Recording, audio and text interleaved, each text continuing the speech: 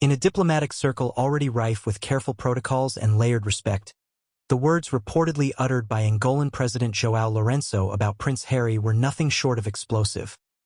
Unprepared, misinformed, and ultimately incompetent. The comment, made behind closed doors but verified by multiple diplomatic aides, was in response to Harry's latest attempt to revive Princess Diana's legacy in Angola, a mission that has backfired spectacularly, thanks in no small part to Meghan Markle's behind-the-scenes interference. What was supposed to be a humanitarian tribute has now become a political embarrassment for the British royal exile and a bitter reminder that legacy alone is no substitute for real leadership.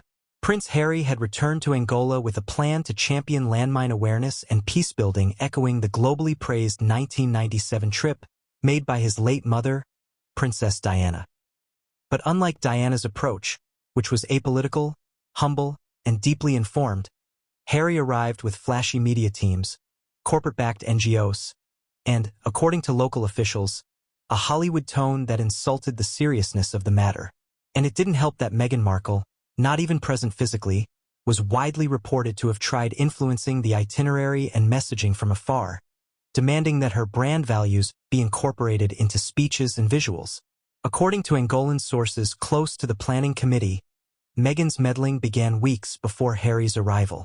She reportedly insisted on adding commercial sponsorships from her American humanitarian connections, a move that deeply offended local organizations who believed their work was being co-opted for Western branding. One official at the Luina-based Halo Trust operations stated bluntly, "They came not to listen, but to perform." And Meghan, though not here in person, was louder than everyone in the room. What's worse, the president had reportedly hoped for a dignified and focused collaboration with Harry, particularly around youth reintegration after decades of war. But sources claim Harry arrived ill-prepared, with talking points written more for social media clout than for practical diplomacy. The president, whose government has worked closely with the UN and African Union on post-conflict recovery, allegedly walked away from their meeting unimpressed and irritated, saying, "He knows nothing of Angola, and he listens to his wife more than his conscience." This trip wasn't just a failure, it was a turning point. International NGOs who had welcomed Harry with cautious optimism have since distanced themselves.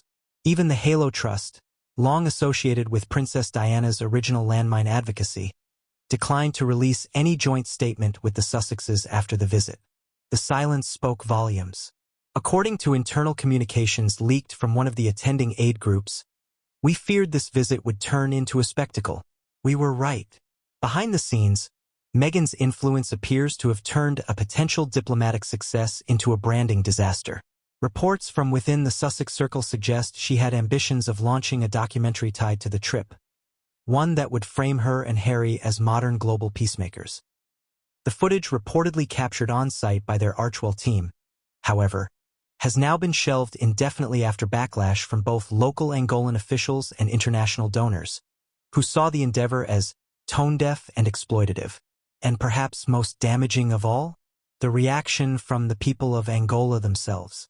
While Diana's 1997 visit remains cherished and widely taught in local civic education, Harry's 2025 return has left a sour taste. "Diana came as a mother and a listener," said a youth worker in Wambo.